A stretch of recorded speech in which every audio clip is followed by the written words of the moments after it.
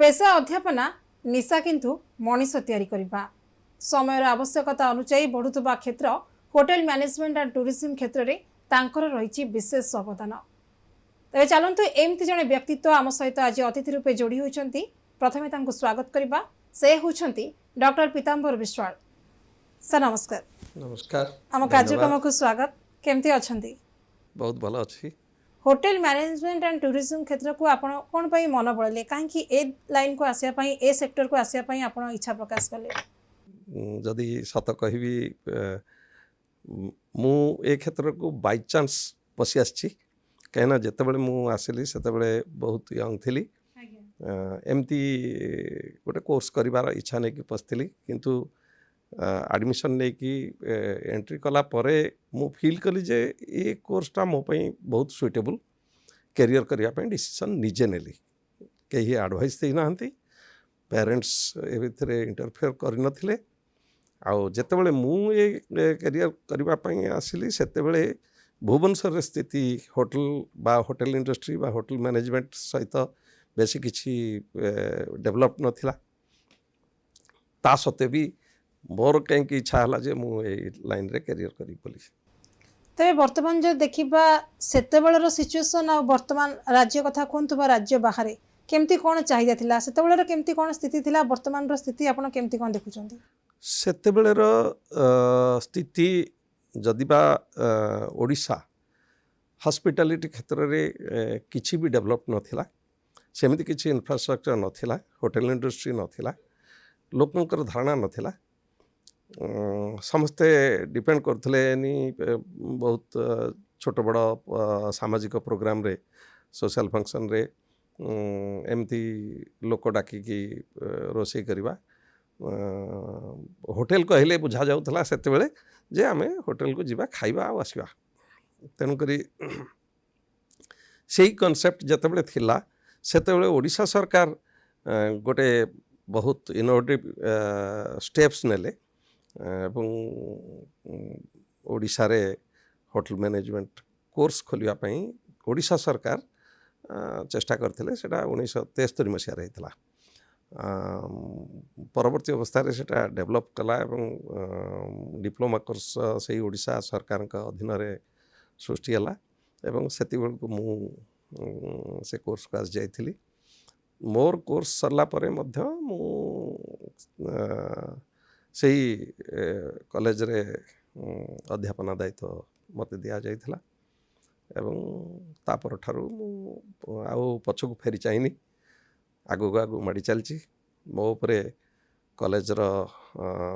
जो माने प्रिंसिपल थिले कि जे मुख्य पुरोधा थिले से माने मो उपरे भरोसा करथिले एवं से भरोसा को मु अतुट रखी कि ए पर्यंत आगे आछि।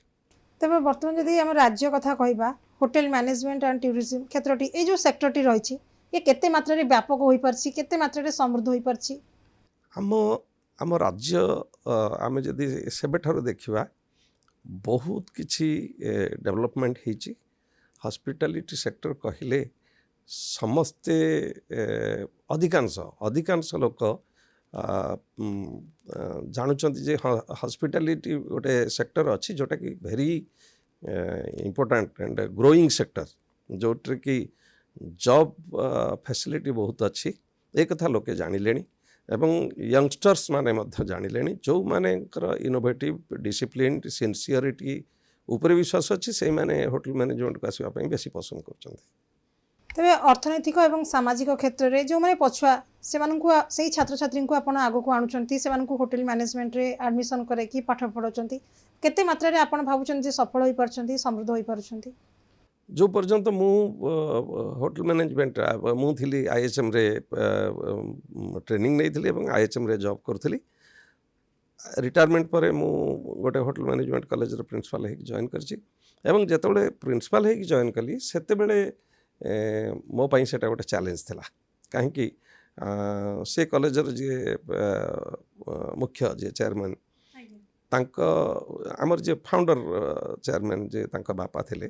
तांकर गोटे लक्ष्य थिला जे से गरीब पिला को पाठ पढ़ेबे एवं स्वावलंबी करेबे। गरीब पिला को पाठ पढ़ेबा ସେତେବେଳକୁ ବୁଝା ପଡ଼ିଲାଣି ଯେ ପ୍ରଫେସନାଲ କୋର୍ସ ଯେଉଁଟା କହନ୍ତି ସେଇଥିରେ ହିଁ ପିଲାମାନେ ଚାକିରି ବେଶୀ ପାଇପାରିବେ। ତେଣୁ ତାଙ୍କର ଯେ ସେଇ ସ୍ୱପ୍ନ ଯେତେବେଳେ ସେମାନେ ଥିଲା, ତାଙ୍କର ପୁଅ ଜଣେ ଇଞ୍ଜିନିୟର ଥିଲେ ଏବଂ ସିଏ ବାପାଙ୍କର ସ୍ୱପ୍ନକୁ ସାକାର କରିବା ପାଇଁ ଚାକିରି ଛାଡ଼ିକି ଆସିକି ସେ କଲେଜ ଖୋଲିଲେ। ସେ କଲେଜ ଖୋଲିଲା ପରେ ମୋତେ ହିଁ ପ୍ରଥମେ ସାର୍ ଖୋଜିକି ପାଇଥିଲେ। ମୋର ଗୋଟେ ପିଲାଠାରୁ ଫୋନ୍ ନମ୍ବର ପାଇକି ମୋତେ କଲ୍ କରିଥିଲେ। ମୁଁ ସେତେବେଳେ ହାଇଦ୍ରାବାଦ ଥିଲି ଏବଂ ମୁଁ ଜଏନ୍ କଲି। ଜଏନ୍ କଲା ପରେ ମୁଁ ଜାଣିଲି ଯେ ସେ ଅର୍ଗାନାଇଜେସନର ଲକ୍ଷ୍ୟ ରହୁଛି ଗରିବ ପିଲା, ଯେଉଁମାନେ ବ୍ୟାକୱାର୍ଡ଼ କ୍ଲାସ୍ ପିଲା, ତାଙ୍କୁ ମେନ୍ ଷ୍ଟ୍ରିମ୍ରେ କେମିତି ଆମେ ସାମିଲ କରିବା ଏବଂ ତାଙ୍କର ନିଜେ ଇଣ୍ଡିପେଣ୍ଡେଣ୍ଟ ସେଲ୍ଫ ଡିପେଣ୍ଡେଣ୍ଟ ହେବା ଏବଂ ଚାକିରି କରିବା, ପରିବାରକୁ ସାହାଯ୍ୟ କରିବା, ଏଇ ଲକ୍ଷ୍ୟ ପୂରଣ କରିବା ପରେ ମୋର ଅବଦାନ ରହିବା ବୋଲି। ତ ସେତେବେଳେ ମୁଁ ଯେତେବେଳେ ଜଏନ୍ କଲି ସେତେବେଳେ କିଛି ଆମର ୱେଲ୍ ୱିଶର୍ କିଛି ବନ୍ଧୁ ଯିଏକି ମୋତେ ପ୍ରଶ୍ନ କରିଥିଲେ ଯେ ଆପଣ ଏଇଭଳି ହସ୍ପିଟାଲିଟି ଭଳି ଏକ ୱାର୍ଲଡ କ୍ଲାସ୍ ସେକ୍ଟର ଯେଉଁଥିରେ କି ବ୍ୟାକୱାର୍ଡ଼ କ୍ଲାସ୍, ଓଡ଼ିଶାର ବ୍ୟାକୱାର୍ଡ଼ କ୍ଲାସ୍ ପିଲାମାନଙ୍କୁ ନେଇକି କେତେ ସକ୍ସେସଫୁଲ୍ ହେଇପାରିବେ। ମୁଁ ତାଙ୍କୁ କହିଥିଲି let me take a challenge to work in this area and ମୋର ଭରସା ଅଛି, ମୋ ନିଜ ଉପରେ ଭରସା ଅଛି ଯେ ମୁଁ ନିଶ୍ଚୟ ଆମର ବ୍ୟାକୱାର୍ଡ଼ କ୍ଲାସ୍ ପିଲାମାନଙ୍କୁ ନେଇକି ଏଇ ମେନ୍ ଷ୍ଟ୍ରିମ୍ରେ ୱାର୍ଲଡ କ୍ଲାସ୍ ସର୍ଭିସ୍ ସେକ୍ଟରରେ ନିଶ୍ଚୟ ତାଙ୍କୁ ପ୍ଲେସମେଣ୍ଟ ଦେଇପାରିବି। ଏବଂ ସେଇ ଦିନଠାରୁ ଆଉ ନା ଅର୍ଗାନାଇଜେସନ୍ ପଛକୁ ଫେରିଛି ନା ମୁଁ ପଛକୁ ଫେରିଛି, ଆଗେଇ ଚାଲିଛୁ। ଆମ ପିଲାମାନେ ଗ୍ରୋ କରୁଛନ୍ତି ଆଣ୍ଡ ବର୍ତ୍ତମାନ ସ୍ଥିତିରେ ଭୁବନେଶ୍ୱରରେ ଯେତେ କଲେଜ ଅଛନ୍ତି ମୋ କଲେଜ ସେଥିରୁ ସବୁଠୁ ଆଗୁଆ, ଯେଉଁଟାକି ଆମ କଲେଜରେ ହିଁ ସବୁଠୁ ବେଶୀ ପିଲା ଥାନ୍ତି। ତ ଯେତେବେଳେ ପିଲା ପାଠ ପଢ଼ିବା ପାଇଁ ବା ଆଡ଼ମିସନ୍ କରିବା ପାଇଁ ଯେତେବେଳେ ଯାଉଛନ୍ତି, ତାଙ୍କ ବାପା ମା' ବି ତାଙ୍କୁ କହୁଛନ୍ତି ଭେରାଇଟି ଲାଇନ୍ ଅଛି, ଭେରାଇଟି ଲାଇନ୍କୁ ଚୁଜ୍ କରିବ, ଭଲ ରୋଜଗାର କରିବ, ନିଜେ ଅୟସ କରିବ, ଆରାମରେ ରହିବ। କିନ୍ତୁ ଏଇ ହୋଟେଲ ମ୍ୟାନେଜମେଣ୍ଟକୁ କ'ଣ ଏମିତି ଏଥିରେ ରହିଛି ଆଗ୍ରହ ପ୍ରକାଶ, କେତେ ମାତ୍ରାରେ ଆପଣ ଦେଖୁଛନ୍ତି ଛାତ୍ରଛାତ୍ରୀ ଆଗ୍ରହ ପ୍ରକାଶ କରୁଛନ୍ତି ଏଇ ପାଠ ପଢ଼ିବେ, ବାହାରକୁ ଯିବେ, ଦେଶ ବାହାରକୁ ଯିବେ, ଚାକିରି ପାଇବେ, ଏମିତି ଆପଣ କେତେ ସମ୍ଭାବନା ଦେଖୁଛନ୍ତି? ନିଯୁକ୍ତି କ୍ଷେତ୍ର ଏଥିରେ କ'ଣ କେମିତି ରହିଛି? ନିଯୁକ୍ତି କ୍ଷେତ୍ର, ଧନ୍ୟବାଦ, ଗୋଟେ ବଢ଼ିଆ ପ୍ରଶ୍ନ। ତ ଏଇ କ୍ଷେତ୍ରରେ ହୋଟେଲ ମ୍ୟାନେଜମେଣ୍ଟ ବା ହୋଟେଲ ଇଣ୍ଡଷ୍ଟ୍ରି ବା ହସ୍ପିଟାଲିଟି ସେକ୍ଟରରେ ପାଠ ପଢ଼ିକି ଜବ୍ କରିବା ପାଇଁ ଖୁବ୍ କମ୍ ପ୍ୟାରେଣ୍ଟସ୍ ତାଙ୍କ ପିଲାମାନଙ୍କୁ ଆଡ଼ଭାଇସ୍ ଦେଇପାରିଥାନ୍ତି। ପିଲାମାନେ ନିଜେ ହିଁ ଇଣ୍ଟରେଷ୍ଟେଡ଼ ହେଇକି ଏଇ ଲାଇନ୍କୁ ଚୁଜ୍ କରିଥାନ୍ତି ଯେ ଆମେ ଏଇଥିରେ ପାଠ ପଢ଼ିବୁ ଏବଂ ଗ୍ରୋ କରିବୁ। ତ ନିଯୁକ୍ତିର ସୁଯୋଗ ରହୁଛି, ମୁଁ ଆଗରୁ କହିଛି ଏଇଟା ଗୋଟେ ୱାର୍ଲଡ କ୍ଲାସ୍ ହସ୍ପିଟାଲିଟି ବା ଟୁରିଜିମ୍ ସେକ୍ଟର, ଯେଉଁଥିରେ କି ୱାର୍କିଂ ଏରିଆ ଏଣ୍ଟାୟାର ୱାର୍ଲଡ। ତେଣୁ ଏତିକି ଯେଉଁ ପିଲା ଜାଣିଛି ସିଏ ତାର ଯାହାର ସେ ସ୍ୱପ୍ନ ଅଛି ସିଏ ନିଶ୍ଚିତ ଭାବେ ଏଇ କୋର୍ସକୁ ପସନ୍ଦ କରନ୍ତି। କାହିଁକି ନା ଏଥିରେ ସୁଯୋଗ ମିଳେ କ'ଣ ନା ଡେଫିନେଟଲି ନିଜ ସ୍କିଲ୍ ଅନୁଯାୟୀ ଜବ୍ ପାଇବା ଏବଂ କାମ କରିବା, ତା ଛଡ଼ା ୱାର୍ଲଡର ଡିଫରେଣ୍ଟ କଣ୍ଟ୍ରିଜ୍ ଭିଜିଟ୍ କରିବାର ସୁଯୋଗ ମିଳିଥାଏ ଏଥିରେ। এইটা ଗୋଟେ ବଡ଼ ଆଟ୍ରାକ୍ସନ୍ ଥାଏ ଏଇ କୋର୍ସରେ କମ୍ପ୍ଲିଟ୍ କରିକି ଚାକିରି କରିବା। ତାହେଲେ ଆପଣ କହୁଛନ୍ତି ଦେଶ ବାହାରକୁ ବୁଲିବାର ବି ଗୋଟେ ବଡ଼ ନିଶ୍ଚିତ ଏଟା entire world is the work area of hotel management. କାମ ସହିତ ସେମାନେ ବି ବୁଲିବାର ବି ଚାନ୍ସ ପାଇବେ। ବୁଲିବାର ପର୍ଟିକୁଲାରଲି ଆମର ହୋଟେଲ ମ୍ୟାନେଜମେଣ୍ଟ ଯେଉଁମାନେ କୋର୍ସ କରିଥାନ୍ତି ସେମାନଙ୍କର କ୍ରୁଜ୍ ସିପ୍ ମାନଙ୍କରେ ଜବ୍ କରିବାର ଗୋଟେ ଡ୍ରିମ୍ ଥାଏ, ଯେଉଁଥିରେ କି ସବୁଠୁ ବଢ଼ିଆ ଷ୍ଟାଟସ୍ର ଜବ୍ ମିଳିଥାଏ ଏବଂ ନିଶ୍ଚିତ ଭାବେ ବହୁତ ଦେଶ ବୁଲିବାର ସୁଯୋଗ ମିଳିଥାଏ। ତେଣୁ ଯେଉଁମାନେ ନିଜେ ଭାବିକି ଆସିଥାନ୍ତି ଯେ ମୁଁ ଏଇଥିରେ କ୍ୟାରିୟର କରିବି ବୋଲି, ସେମାନଙ୍କ ପାଇଁ world is the limit for the job. ସେମାନେ ସବୁ ଏରିଆରେ କାମ କରିପାରିବେ। ଏୟାରଲାଇନ୍ସ ହଉ, ଆପଣଙ୍କର ଏୟାରଲାଇନ୍ସରେ ଯିଏ ଯିବ ସେ ତ ଡିଫରେଣ୍ଟ ପ୍ଲେସ୍କୁ ଯାଇପାରିବ ଇଣ୍ଟରନ୍ୟାସନାଲ୍ ଫ୍ଲାଇଟ୍ରେ ଯଦି ଯିବ। ତେଣୁ ଏଇ କୋର୍ସ ହେଉଛି ଏଣ୍ଟାୟାର ୱାର୍ଲଡରେ କାମ କରିବାର ସୁଯୋଗ। ତବେ ଏଥିରେ ଆପଣ ନିହାତି କହୁଛନ୍ତି ଏଥିରେ ସୁଯୋଗ ଅଛି, ନିଯୁକ୍ତିର ସୁଯୋଗ ଅଛି, ନିଶ୍ଚିତ ସୁଯୋଗ ଅଛି, କାମ ସହିତ ବୁଲିବାର ବି ସୁଯୋଗ ଅଛି। ହଁ, କାହିଁକି ନା ପାଠ ପଢ଼ିକି ଯେଉଁମାନେ ପାଠ ପଢ଼ିବେ ସେମାନେ ନିଜର ଟ୍ୟାଲେଣ୍ଟକୁ ନେଇକି, ନିଜର କାପାବିଲିଟିକୁ ନେଇକି ଜବ୍ କରିବେ ବା ଏଣ୍ଟରପ୍ରେନ୍ୟୁର ହେବେ ବା ନିଶ୍ଚିତ ଭାବେ ଡେଭଲପ୍ ସଫଳ କରିବେ। ହଁ ସଫଳ ସଫଳ ତ ନିଶ୍ଚୟ ହେବେ। ଯେତେବେଳେ ଜଣେ ଛାତ୍ର କଥା କୁହନ୍ତୁ ବା ଛାତ୍ରୀ କଥା ଯେତେବେଳେ ସେ ଏଇ ହୋଟେଲ ମ୍ୟାନେଜମେଣ୍ଟ କୋର୍ସ କରିବା ପାଇଁ ଚାହୁଁଛି ବା ଗୋଟେ କଲେଜକୁ ଯାଉଛି କଲେଜରେ କ'ଣ ଏମିତି ମାନଦଣ୍ଡ ରହୁଛି ଯେ ମାପଦଣ୍ଡ ରହୁଛି ସେ ସେଇ ମାପଦଣ୍ଡ ଦେଖିକି ଆଗ୍ରହ ପ୍ରକାଶ କରିବ ଆଡମିସନ୍ କରିବ ଯେ ଏଥିରେ ହଁ ମୁଁ ଏଇ ପାଠଟା ପଢ଼ିଲେ ସଫଳ ହେବି। ଇଏ ଗୋଟେ କୋର୍ସ ଆପଣ ଯଦି କମ୍ପେୟାର କରିବେ MBA ସହିତ ସେ ତ ଗୋଟେ ମ୍ୟାନେଜମେଣ୍ଟ କୋର୍ସ କିନ୍ତୁ ହୋଟେଲ ମ୍ୟାନେଜମେଣ୍ଟରେ ପ୍ରାକ୍ଟିକାଲ ଏରିଆ ଅଫ୍ ୱାର୍କରେ ବେଶୀ ମ୍ୟାନେଜମେଣ୍ଟ ସ୍କିଲ୍ ଥାଏ। ତେଣୁ ହୋଟେଲ ମ୍ୟାନେଜମେଣ୍ଟ କୋର୍ସ ଯିଏ କରିଥିବ ସେ କେଉଁ ଏରିଆରେ ଫେଲୁଅର୍ ମାରିବନି। Not only hotel industry not only hospitality sector ତ ଏନି ମୋର ଗୋଟେ ଷ୍ଟୁଡେଣ୍ଟ ହୋଟେଲ ମ୍ୟାନେଜମେଣ୍ଟ କମ୍ପ୍ଲିଟ୍ କଲା ପରେ ସେ ଡିଫେନ୍ସରେ ଜଏନ୍ କରିଥିଲେ ଏବଂ କାର୍ଗିଲ ୱାର୍ରେ ସେ ଶହୀଦ ହେଇଯାଇଥିଲା। ତେଣୁ ଏଠୁ ହୋଟେଲ ମ୍ୟାନେଜମେଣ୍ଟ କରିକି ବି ଯାଇକି ଡକ୍ଟର ହେଇଛନ୍ତି। ତେଣୁ ଇଏ ଗୋଟେ ଏମିତି ଏରିଆ ମ୍ୟାନେଜମେଣ୍ଟ ସ୍କିଲ୍ ଏଠି ବହୁତ ଡେଭଲପ୍ କରେ। ତେଣୁକରି ଏନି ପ୍ଲେସ୍ ଏନି ୱାର୍କିଂ ଏରିଆରେ ଜଣେ ଜଏନ୍ କରିପାରିବ। ଯେତେବେଳେ ଆମେ କଲେଜରେ ଆଡମିସନ୍ କରୁଛେ ଥିଓରି ରହୁଛି ପ୍ରାକ୍ଟିକାଲ ବି ରହୁଛି ଥିଓରି ଆଉ ପ୍ରାକ୍ଟିକାଲ ଯେମିତି ଉଭୟ ପରିପୂରକ ତେବେ ଏଇ ପ୍ରାକ୍ଟିକାଲ ଆଉ ଥିଓରି ଭିତରେ କ'ଣ ଏମିତି ଡିଫରେନ୍ସ ରହୁଛି ଯେଉଁଟାକି ପିଲାଙ୍କୁ ଆଗକୁ ନେବାରେ ସାହାଯ୍ୟ କରିବ ବା ପ୍ରାକ୍ଟିକାଲଟାକୁ ବେଶୀ ଆପଣ ପିଲାଙ୍କୁ ପ୍ରେସର ଦିଅନ୍ତି କି ଯେ ନାଇଁ ଏଇଟା ପ୍ରାକ୍ଟିକାଲରେ ହିଁ ତୁ ରହ ତୋତେ ଆଗକୁ ବଢ଼ିବାରେ କାମ ଦେବ? ଆକ୍ଚୁଆଲି ଏଇ କୋର୍ସ ଗୋଟେ ଏମିତି କୋର୍ସ ଯେଉଁଠିକି ଏଥିରେ ଅନଲାଇନ୍ କୋର୍ସ ନାହିଁ କାହିଁକିନା ଏଇଟା ପ୍ରାକ୍ଟିକାଲ ଓରିଏଣ୍ଟେଡ଼ କୋର୍ସ। ପ୍ରାକ୍ଟିକାଲ ଯିଏ ଏଫିସିଏଣ୍ଟ ଥିଓରି ତାର ହେଇଯିବ କାହିଁକିନା ଯାହା ଥିଓରିରେ ଅଛି ତାହା ପ୍ରାକ୍ଟିକାଲରେ ସେମାନେ କରିବେ। ତେଣୁ ପ୍ରାକ୍ଟିକାଲରେ ଯେତେବେଳେ ଅନ୍ ସ୍ପଟ୍ ସେ କିଛି କାମ କରିବ କିଛି ଶିଖିବ ତାକୁ ଥିଓରିରେ ତାକୁ ମନେ ରଖିବା ବା ଥିଓରିଟିକାଲି ତାକୁ ଗ୍ରାସ୍ କରିବାର କିଛି ଅସୁବିଧା ନାହିଁ। ତେଣୁ ପ୍ରାକ୍ଟିକାଲି ହିଁ ମୋର ଫୋକସ୍ କରାଯାଇଥାଏ ପ୍ରାକ୍ଟିକାଲରେ। ନହେଲେ ପ୍ରାକ୍ଟିକାଲରେ ଯେ ହେଇ ନପାରିବ ଯେଉଁଠି ପ୍ରାକ୍ଟିକାଲର ଫ୍ୟାସିଲିଟି ନାହିଁ ସେ କଲେଜରେ ପିଲା ହୁଅନ୍ତିନି। ତେଣୁ କାହିଁକିନା ପ୍ରାକ୍ଟିକାଲ ନହେଲେ ତ ଏ ପିଲା ଏଇଟାକୁ ଥିଓରିଟିକାଲି ପଢ଼ିକି କେହି କମ୍ପ୍ଲିଟ୍ କରିପାରିବନି। ଯେତେବେଳେ ଆମେ ଜାଣୁଛେ ବର୍ଦ୍ଧିତ କ୍ଷେତ୍ର ଏବେ ବେକେରୀ ହେଇଗଲାଣି କୁହନ୍ତୁ ବା ବାର୍ କମ୍ ରେଷ୍ଟୁରାଣ୍ଟ କୁହନ୍ତୁ ଭେରାଇଟି ବାର୍ ବି ଖୋଲିଗଲାଣି ତେବେ ଏଥିରେ କେତେ ମାତ୍ରାରେ ଆପଣ ଦେଖୁଛନ୍ତି ଯେ ସମ୍ଭାବନା ରହୁଛି ନିଯୁକ୍ତିର ସମ୍ଭାବନା? ମୁଁ ଆପଣଙ୍କୁ ଏଇଠି ଟିକେ ଗୋଟିଏ କାଟେଗୋରାଇଜ୍ କରିଦେବି। ଆମେ ମୁଁ ଯେଉଁ କଲେଜରେ ଅଛି ସେଇଟା ଡିଗ୍ରୀ ଲେଭେଲର କଲେଜ ଆଣ୍ଡ ଗଭର୍ଣ୍ଣମେଣ୍ଟ ୟୁନିଭର୍ସିଟି ଅଣ୍ଡରରେ ଆଫିଲିଏଟେଡ଼। ତ ସେ କୋର୍ସରେ ଆପଣଙ୍କର ଆମେ ଯାହା ପଢ଼େଇଥାଉ ଯାହା ପିଲାମାନଙ୍କୁ ଆମେ ଶିଖେଇଥାଉ ସେମାନେ ଷ୍ଟାର ହୋଟେଲ ପାଇଁ ଯେଉଁ ପାଠ ଯେଉଁ ତାଙ୍କର ସିଲାବସରେ ଥାଏ ସେଇଟା ଷ୍ଟାର ହୋଟେଲ ପାଇଁ fit not for the restaurant. ଏଇଠି ଆଉ ଟିକେ କଥା କହିବି ଇଣ୍ଡିଆନ୍ ସବକଣ୍ଟିନେଣ୍ଟରେ ଆଉ ଆମେ ଯଦି କମ୍ପେୟାର କରିବା ୟୁରୋପିଆନ୍ କଣ୍ଟ୍ରିକୁ ତାହେଲେ ଇଣ୍ଡିଆନ୍ ଭାରତୀୟ ଯେଉଁ ହୋଟେଲ ଶିଳ୍ପରେ କ'ଣ ନା ଜଣେ ଷ୍ଟାର ହୋଟେଲରେ କାମ କରୁଥିବ ସେ ରେଷ୍ଟୁରାଣ୍ଟକୁ ଆସିପାରିବ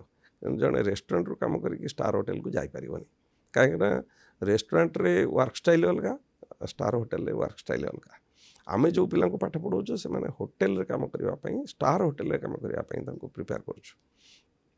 ତେଣୁ ରେଷ୍ଟୁରାଣ୍ଟ ପାଇଁ ବି ଅଛି କିନ୍ତୁ ଆମ ଭାରତୀୟ ରେଷ୍ଟୁରାଣ୍ଟ ବଜାର ଏତେ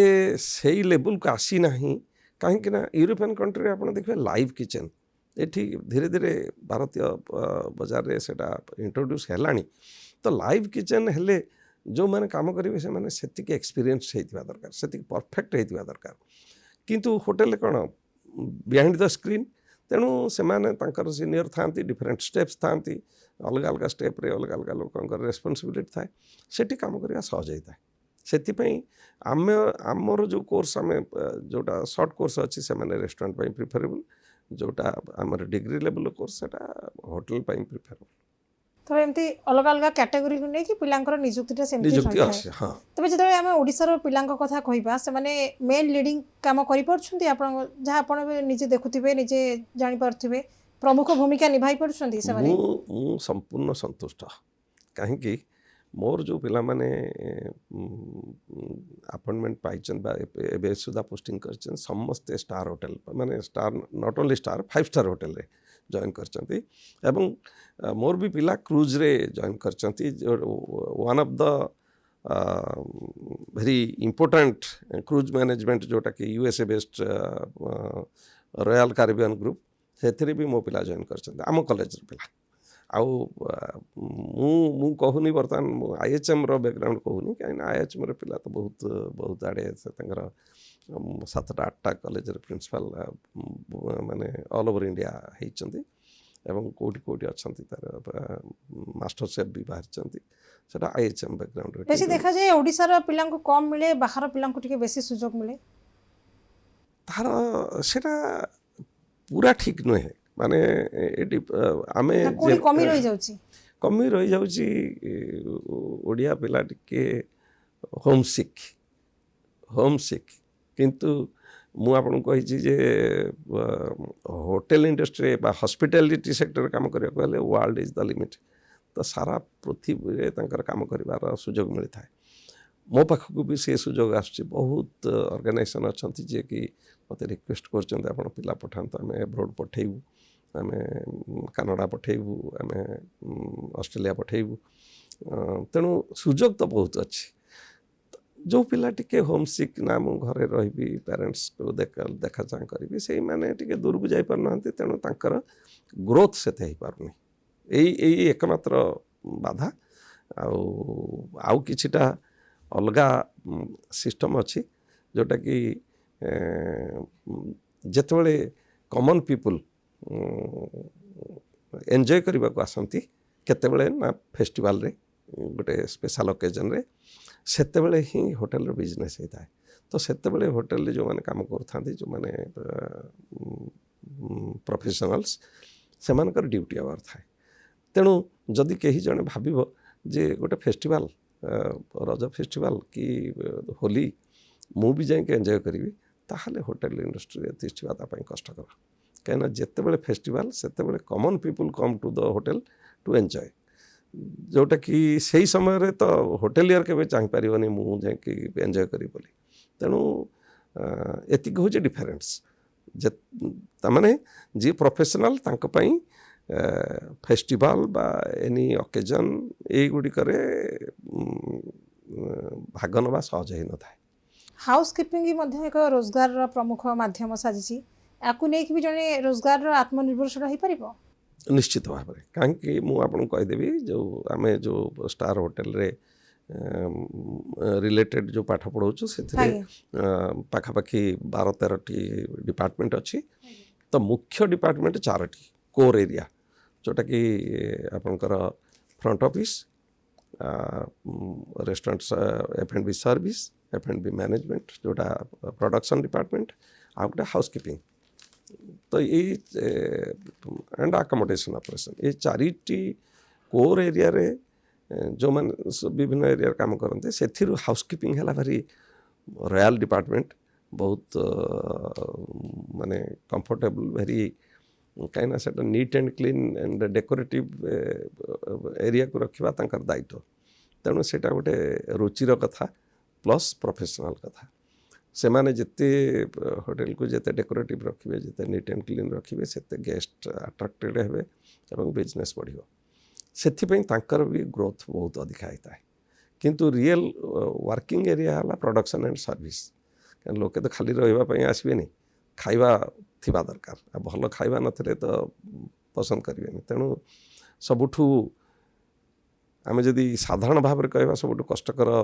एरिया हूँ प्रोडक्शन डिपार्टमेंट आउ सेकेंड रे आसला सर्विस ओबियसली फ्रंट ऑफिस तो रही थाए जी गेस्ट आसिले वेलकम करवा कथा बुझा आ हाउसकीपिंग रही था एंटायर इंडस्ट्री बा एंटायर होटेल रो तार दायित्व नवा माने डेकोरेटिव रखा सफा सुतरा रखा गेस्ट मानकर रूम जो रूम रे रहिबे सेते बेले जहाँ आवश्यकता बुझा से हाउसकीपिंग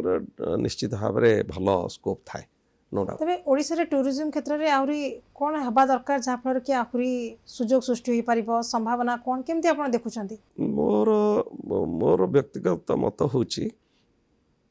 आमे आमे जदि कंपेयर करबा अन्य स्टेट को ओडिसा रे बहुत टूरिस्ट डेस्टिनेशन अच्छी जहाँ को जदि सरकार ग्रो न करेंगे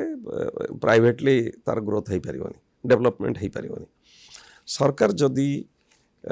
से स्थान मानक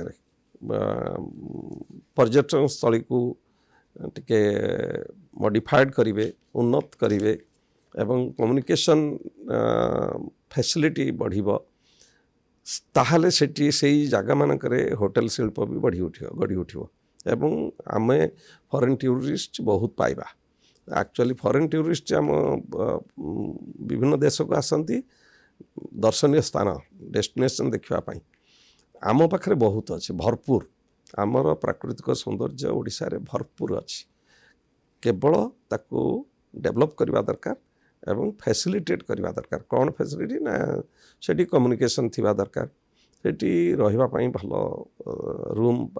होटेल्स थिबा दरकार एंड से जगहटा डेकोरेटिव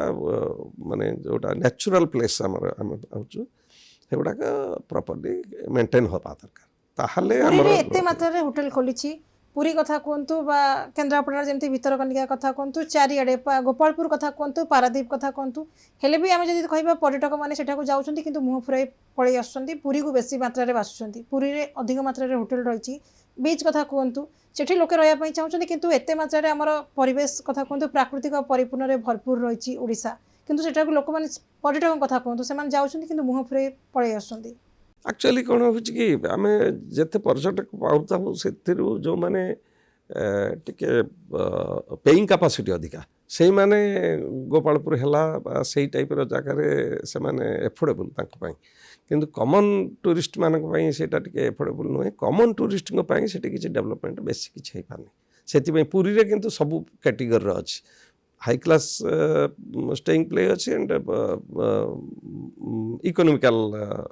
अकोमोडेशन भी अच्छी फूड भी अच्छी से पुरी को सब प्रकार टूरिस्ट आसीपार से अन्य प्लेस गुड़िकर जदि से भली भाव में हो पार जे आमर स्टैंडर्ड हाई क्लास अकोमोडेशन बा होटेल्स रहिबे एवं मिडिल क्लास रहिबे ताहाले आम टूरिस्ट फुटफॉल बेसी हम राज्य सरकार कथा कहतु भारत सरकार कथा कहतु आम जानी जो आम देश को आसुँच अतिथि देव भावर आम चर्चा करुचे किंतु सही अतिथि देव भाव केते मात्रा रे सफल हो पारुछि आमे तो बहुत किछ करुछु जेमति कि 2025 जनवरी रे आमे प्रवासी भारतीय दिवस करिथिलु जोथरे कि से 7,000 10,000 डेलीगेट्स आसथिले डिफरेंट कंट्री रु तेणु ओडिशा सरकार से दिगर तो बहुत किछ करुछंती हेले सेटा प्लान्ड वे रे आउरी डेवलप हवा कथा कहीं आमर जते नेचुरल टूरिस्ट डेस्टिनेशन अच्छी ताकू कभर करबा पाई जो टूरिस्ट मान को अट्रैक्ट करबा पाई आमर गोटे बड़ पदक्षेप दरकार अच्छी जोटा कि अटकी जाइछि विभिन्न कारणरू विजु पट्टनायक आंतर्जातिक विमान बंदर एक्चुअली आंतर्जातिक स्तर रे डेवलप करि पारनी इंटरनेशनल फ्लाइट से भुवनेश्वर को आसी पारनी सेटा जदि आसंता ताहले आमे इंटरनेशनल टूरिस्ट पाई पारंतु आउ वर्तमान भुवनेश्वर पुरी एवं कटक ये तीनिटी जगार आमे स्टार होटल बहुत quality chain and group hotel आसी सारे तेणु इंटरनेशनल टूरिस्ट मानक किसी असुविधा नहीं असुविधा केवल फ्लाइट जदि इंटरनेशनल फ्लाइट से direct flight international flight facility available हम एवं टूरिस्ट डेस्टिनेशन गुड़ा डेवलप हम ताहले डेफिनेटली ग्रोथ हम टूरिज्म रे ओडिशा रो रेवेन्यू कलेक्शन बहुत अधिक हम जो वर्तमान स्थिति जहाँ होटेल मैनेजमेंट कथा कहतु टूरिज्म कथा कहतु हॉस्पिटैलिटी स्थिति जहाँ आगामी 5 वर्ष पर केमती देखापी आप चाहते मु जहाँ देखुची जेहेतु मु जड़े होटल मैनेजमेंट ट्रेनर स्टूडेंट जो माने होटल इंडस्ट्री काम करेंगे मुझे ट्रेनिंग दूची तो मुझे देखिपारुची यार ग्रोथ यार कमुनी यार डिमांड बढ़ुची एबे भी लेटेस्ट आम जदि डाटा कहिबा से around yearly more than I don't remember exactly 30 3 lakhs, more than 3 lakhs or something like that J deficit पड़ुଛି every year कौन होटल मैनेजमेंट प्रोफेशनल्स आम एत कॉलेज है आमर नेशनल लेवल रे जोटा IHM बोली कहूचे से 60टा ऑर्गेनाइजेशन है ऑल ओवर इंडिया किंतु आमे जेते प्रोड्यूस करछु होटल मैनेजमेंट प्रोफेशनल स्टूडेंट्स जेते प्रोड्यूस करछु सही हिसाब रे आमर होटेल्स भी बढ़िलानी बिजनेस भी बढ़िलानी तेणु सबु बेले शॉर्टेज रही आछि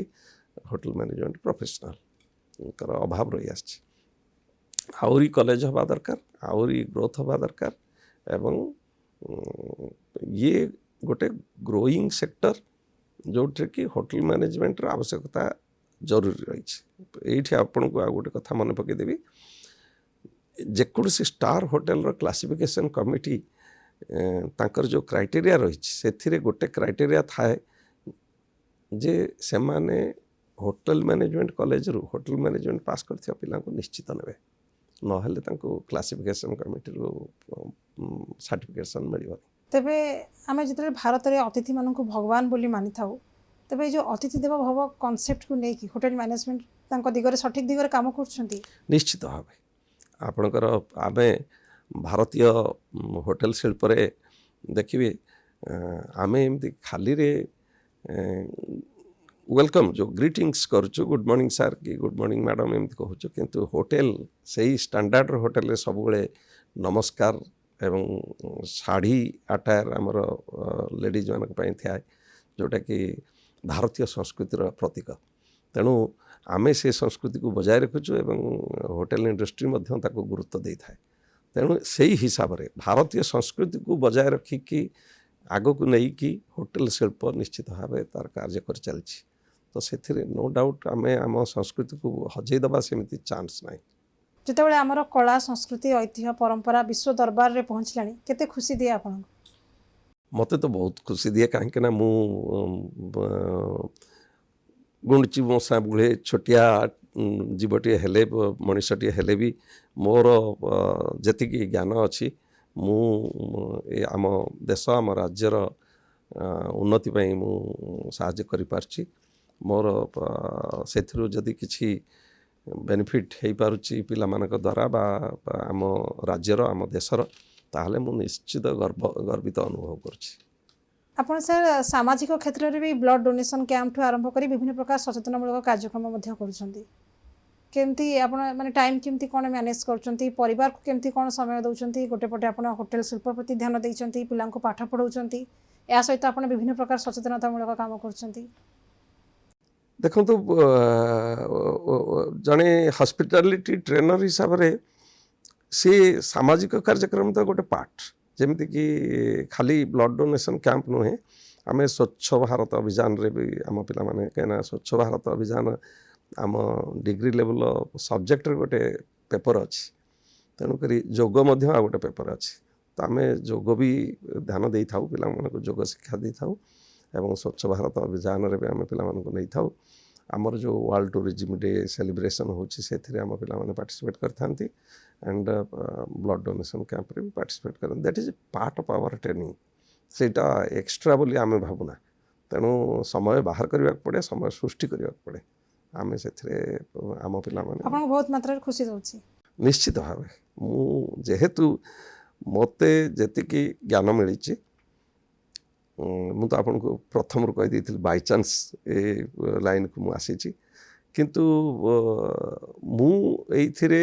निजर ज्ञान को व्यवहार करबा द्वारा मु बहुत खुशी होछि सर आपण व्यस्त जीवन भितर टिके समय बाहर करी जाओ एते समय हम आज आलोचना रे शामिल हेले बहुत बहुत धन्यवाद आपको hotel and management and tourism क्षेत्र में डॉक्टर पीताम्बर विश्वाल जहाँ भी उद्यम रही तो प्रशंसनीय जहाँ भी से सफलता पाई आग को मध्य जहाँ भी इच्छा अच्छी जहाँ बाकी रही जाता तो निश्चय सार पूरण हो तेबे आज रोचे मु पुणी परवर्ती अध्याय आउ जड़े नुआ अतिथि सहित आसबि मत विदाय दिंतु रोची नमस्कार।